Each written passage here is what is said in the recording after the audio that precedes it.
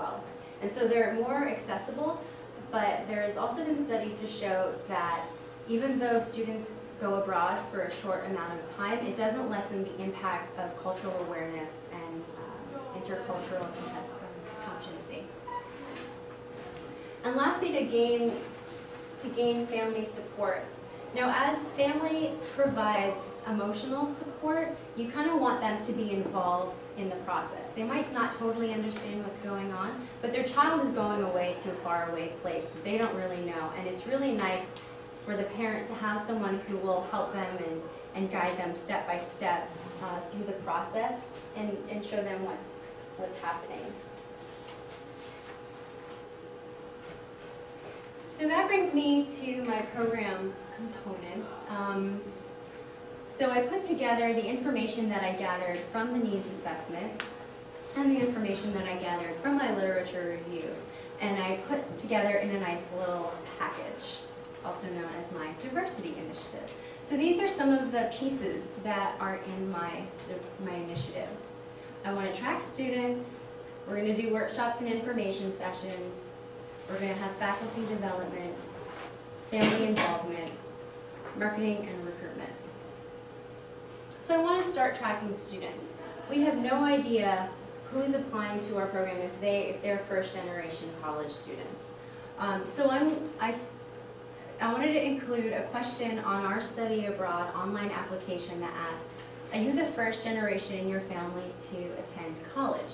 Yes, no, I don't know, or prefer not to say. So this way, if a student applies for a program and then withdraws, I can even ask them if that's something, if that's some research that I'd like to do later on, then that's something that I can do because I have this access to these students. And I'm kind of the numbers geek, and so I want to see who's going abroad. So next are the workshops and information sessions. So we're going to do a Study Abroad 101 workshop with the Educational Opportunity Summer Bridge students. This we'll probably do about 1 or 2 workshops about the very basics of studying abroad and scholarships that are available and information on financial aid and how that applies. So next we'll be working with the scholarship and financial aid offices to provide information to students on studying abroad and the scholarships. And then also the TRIO workshops for study abroad. TRIO students have to attend about 3 or 4 workshops per semester, as well as to attend advising sessions with one of the TRIO advisors in order to receive what's known as a book scholarship, and they get the scholarship so they can pay for books for the next semester. So one of the workshops that we've been doing for about a year already are these TRIO workshops in study abroad that are specifically for TRIO students.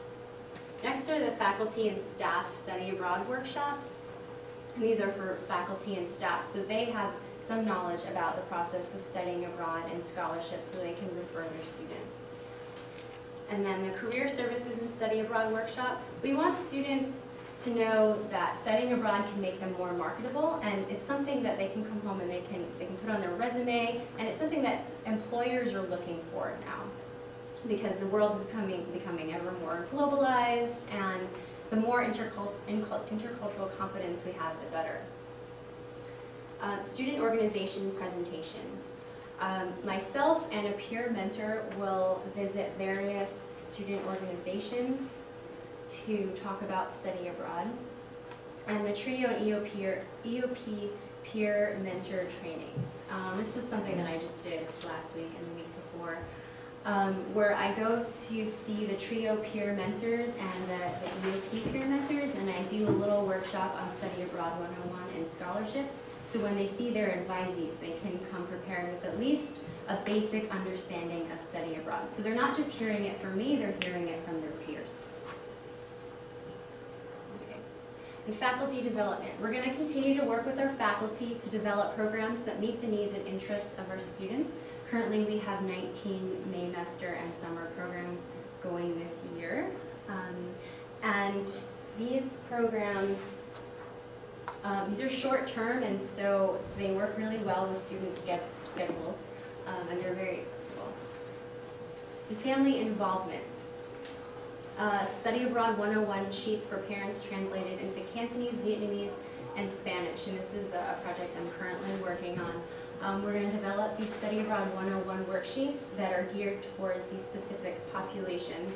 And these languages were pinpointed by Angela Marquez, the Executive Director of EOP, and these are the languages that are most spoken by our first-generation college students aside from English. High school and or community college visits where parents would probably be present, and pre-departure orientations. We're inviting parents to attend our pre-departure orientations. Additional marketing and recruitment. So we're going to have a web presence. We're currently developing Facebook and joining 2012.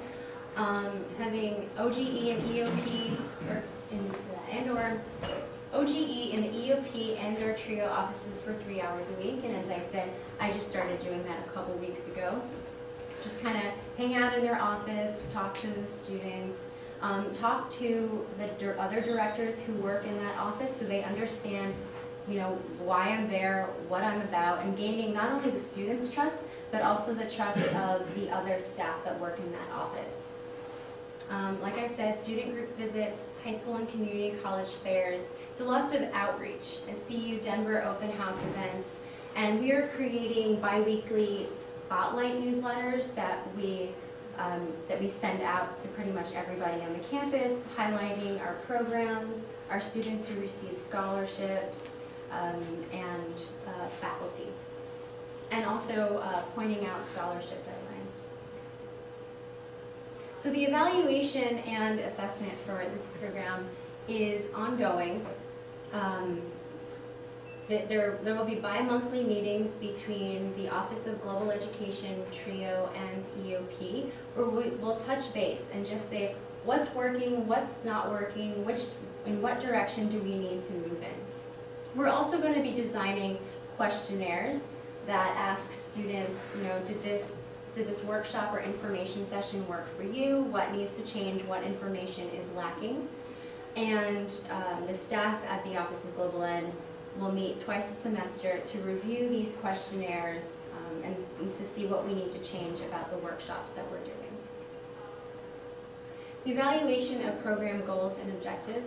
Some of the indicators of success within the initiative will be the sheer growth of first-generation college students attending workshops and information sessions about study abroad, and an increase in the number applying for both short-term and semester-long programs. Now the first here, we're going to see a more immediate growth in the students who are attending our workshops and information sessions, and less so in the growth of students applying for our short-term and semester programs, because it takes students at least a year to prepare to study abroad. And so it'll probably take at least a year to begin to see some change in this program. So some conclusions here. I needed to create something that was realistic and manageable, because I'm the only one who is spearheading this initiative in my office, of course with the support of my director. I wanted to tread lightly and develop it slowly and steadily because I'm not the only one. I mean, I'm spearheading it, but I'm working with different actors across campus. And so I don't want to just be full force and make tons of changes. I wanted to design it to grow and to change and to fit and to adapt to the needs of the students, to OGE, to TRIO, and eventually to perhaps other offices on campus. And not only is this the first kind of diversity initiative within our office, it's one of the first diversity initiatives in the country that's focused on first-generation college students, and I want this to act as a model for other universities. And lastly, we just received the University of Colorado Diversity and Excellence Grant, which will help us do a few of the pieces in my initiative, such as creating Study Abroad 101 worksheets and have them translated, as well as we're going to be able to hire a peer mentor specifically for study abroad in the Office of Educational Opportunity Programs. So I'm in the process of hiring them. And next, so I have a timeline here, so you can kind of see how, Lauren will hand this out. I have a timeline, so you can kind of see how this whole thing fits within a year. So I said it's a year-long initiative, and so you're just looking at little snapshots, but I want you to be able to look at this.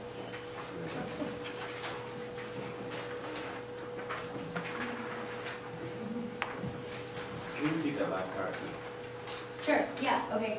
So you just saw a snapshot of a couple of the components that I have in the initiative, but this is how it's actually going to be played out throughout the year. And of course, this is tentative because I've already had the opportunity to begin to implement a few of these initiatives.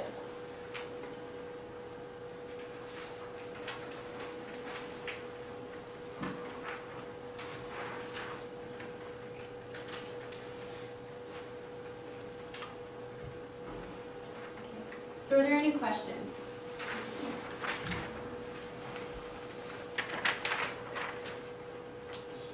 Yes. In your workshops that you're doing, like the faculty and staff and that sort of thing, are you doing anything specifically, and I don't know how the college is set up, but to target the people who are advising students? Because I know, like, when I went to school, I had an advisor, and they had nothing to do with teaching any of my classes. So, like, are you going to do something that's specifically advisor-oriented? Because they are the ones that the first, oh, you should take this class and that class and whatever. Of course. That's a great question. We've actually done those before, study abroad workshops focused on advisors, and that's kind of what I meant by faculty and staff, but I probably should have been a little more detailed in explaining that. But you're right, these are the people who students sort of see at least once or twice during a semester, and it would be good for the advisors to have some basic understanding of study abroad so they can offer that to their students. Yes. Can you talk a little bit more about the peer mentors? Because it seems like a really important component. So you're going to target mentors that are already trio mentors and EOP mentors, right? And sort of give them information. Does your office have student mentors that are only for that office, for your office? We do have peer mentors that work in the Office of Global Education. And actually another component to the initiative is training peer mentors in the Office of Global Education about first-generation college students and other diversity issues so they know how to better advise these students and know about the kind of scholarships that can work for these particular students. I'm curious about the level of support that you see or anticipate among faculty and staff. Like, are they really on board with study abroad? And it's varied. We have some faculty who are really excited about it, especially the faculty who take students on our faculty-led programs. Some not so much, some don't really understand the benefits of study abroad, and that's why whenever my boss meets a new faculty or department chair, he tells them all about the glossary report and how it increases students' GPA and retention or graduation rates. That was actually exactly my question, but I had another question as well. I know a lot of schools, it sounds similar in your office to where I'm at right now. You have a really, really small staff, and these collaborations with other departments and having office hours set up sounds really great, but realistically, how do you balance that with, you know, small staff, and I assume you probably already have office hours within the OGE, so how do you sort of reconcile that? I am really busy all the time. I am always running around. Yet because this is sort of my initiative, I'm at the EOP, I'm in TRIO, I'm doing these sort of workshops. But this week I have actually trained, I have my own peer mentor helper, and I trained her on, she was a diversity and first generation students, and she herself is a first generation college student. And so she's been able to take my place at EOP while I'm gone, because I don't want it to seem like this one-off thing. I want it to seem like we are totally invested in working with their office. But it's just me and my peer mentor who's there a couple hours a week. So you mentioned that there's sort of a correlation, I guess, between the areas of study of first generation and minority students and and those areas that don't generally get a lot of students that go on study abroad programs. Is there any part of your initiative that might be working through the faculties and departments in those specific areas? Yeah, we started working particularly with the engineering program. They're not totally on board. It's also because engineering is an underrepresented major in study abroad. Perhaps that will be my next feat in my next life, but that's something that my director is working towards. And we're also working more with, we have something that's called the Anschutz Medical Campus, and it's our medical school. And so we're developing more study abroad program opportunities for students who are in the health sciences. And so it's slow because we're a small office. Everything has to be taken step by step by step by step. And we're slowly gaining allies and developing, and it's really, really cool. So I guess aside from being a peer mentor, what are some other ways or ideas that you have of harnessing the experiences of these first generation students that study abroad so that they can be advocates and resources for these potential students abroad?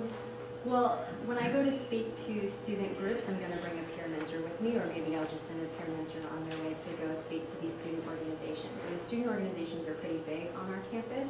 A lot of them are particular to a certain culture or minority, and so it would be really great to be able to pair a student of that same race or ethnicity to speak to that group about studying abroad. So that's sort of where we're at right now. And like I said, it's very small, and there might be pieces that I'm missing, but I'm trying to do this very slowly and steadily and bit by bit. And eventually I'll start accumulating more things.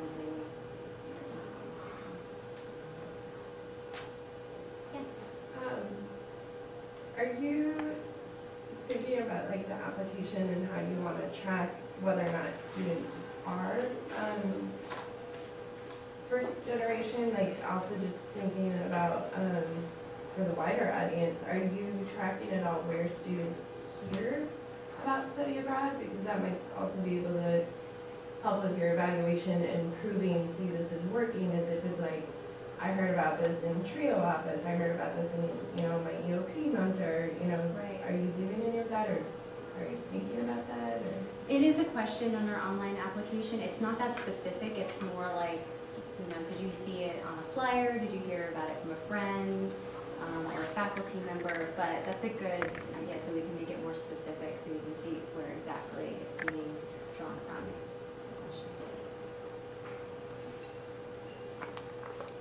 Is study abroad included in TRIO's program? Is that something that they have defined as something that they're encouraging, or is TRIO more campus services? It's more campus services.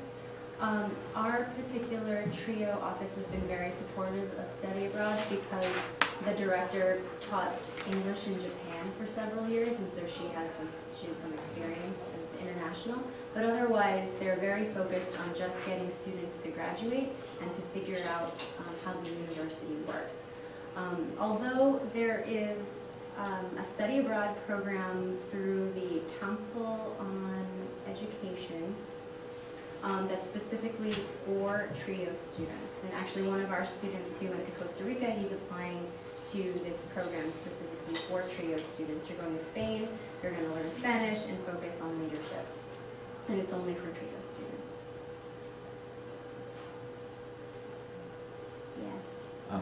I'm curious, you mentioned that your campus shares space or shares our area campus with Metro State and also with Community College at Denver. Mm-hmm. So I have a question that goes in a few different directions. One is, have you seen any interest sparked in either of those two institutions as a result of the work that you've been doing? And second, have you looked for models in community colleges and or in other state universities or universities that are commuter student type around the country?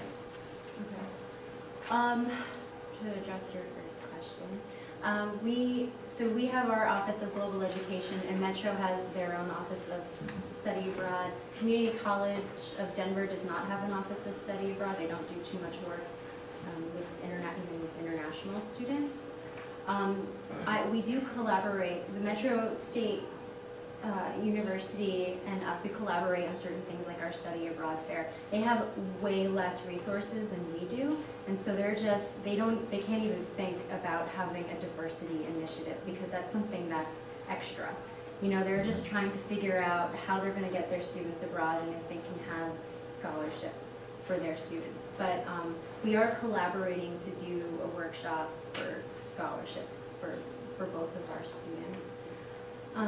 Is there cross-registration in the two universities? Can you be enrolled in both? No, sort of. So a Metro student can take a certain number of CU Denver courses, and CU Denver student can take a certain number of Metro State courses. In terms of models, I looked at SUNY New Paltz, who won the Diversity Abroad Network Award, and to see, but their work was mostly in diversity in general, focusing primarily on students of color. And then there was also the University of Connecticut, which is a suburb. It's not so much an urban, but they did have an initiative focused on first-generation college students. But not so much. I haven't looked into other urban universities.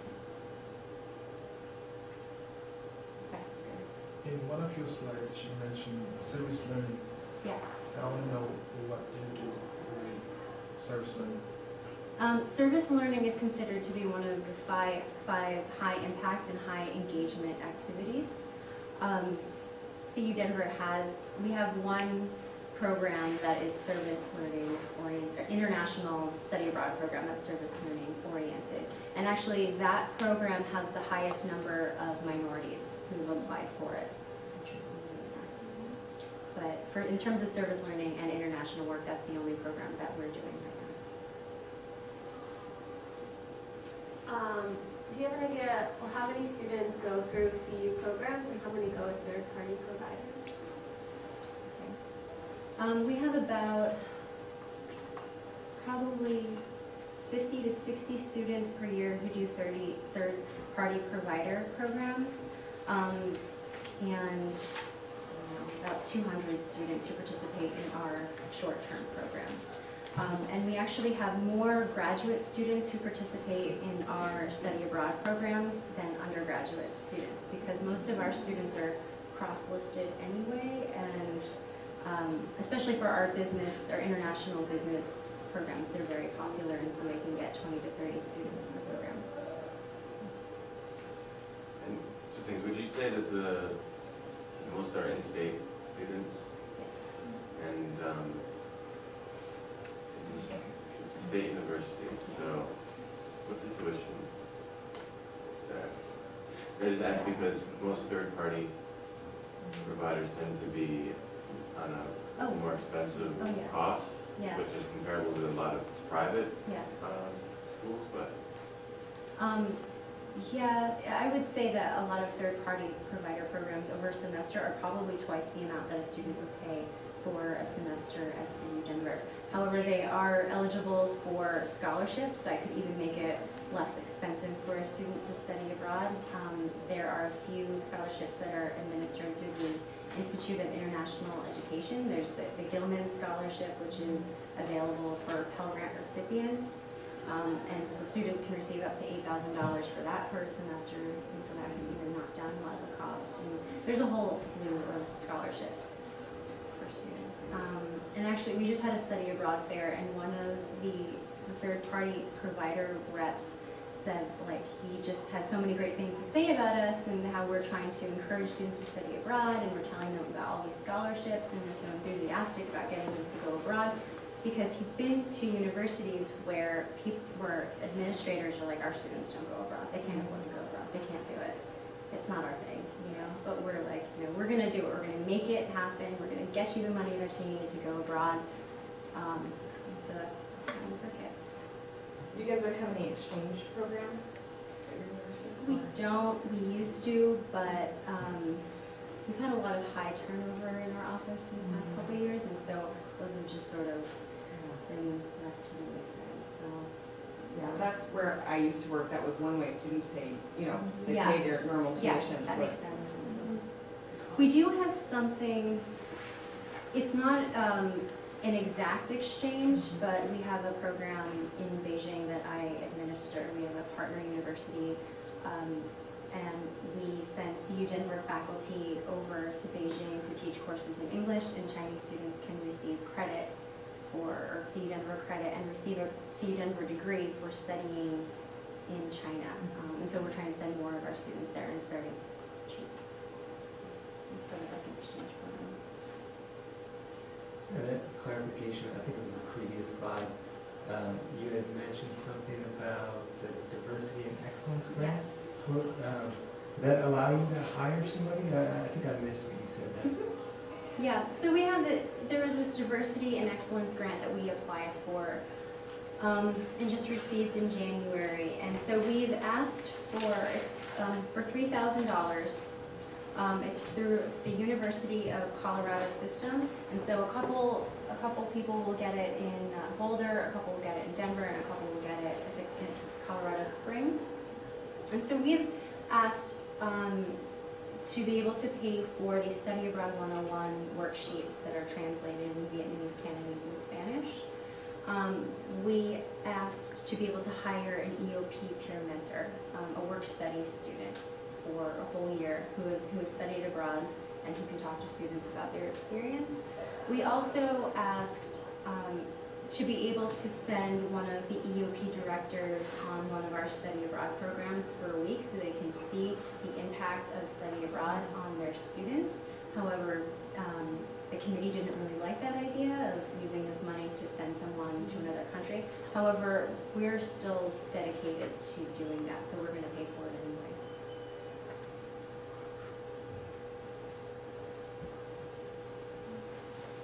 Just curious, when you're looking at first generation students, you talked a lot about students who are the first in their family to graduate. Is there any differentiation between those students who are the first to graduate and those who are the first to attend school? Or to attend college? I don't see a difference. Okay. I personally don't see a difference yeah. I didn't know if there was a difference in the literature between those two. It's all about their parents' status, and if their parents have received a degree beyond that of a high school diploma. One more question. With your experience, have you noticed issues with first generation students who come from immigrant backgrounds where legal residency is issues and ties up in that process? I guess if they're already enrolled in school, that's, I don't know, actually. That never really came up, but a few of the students were also first generation Americans. That's for sure. And so they were also not only supporting their families financially, but they were also acting as translators to the rest of the world. Do you guys have an ESL program, or does that fall under EOP or support for students in that way? I'm just thinking maybe another group you could connect with. We do. We just opened an ESL program last month. But it's only open to international students. But could you connect with them?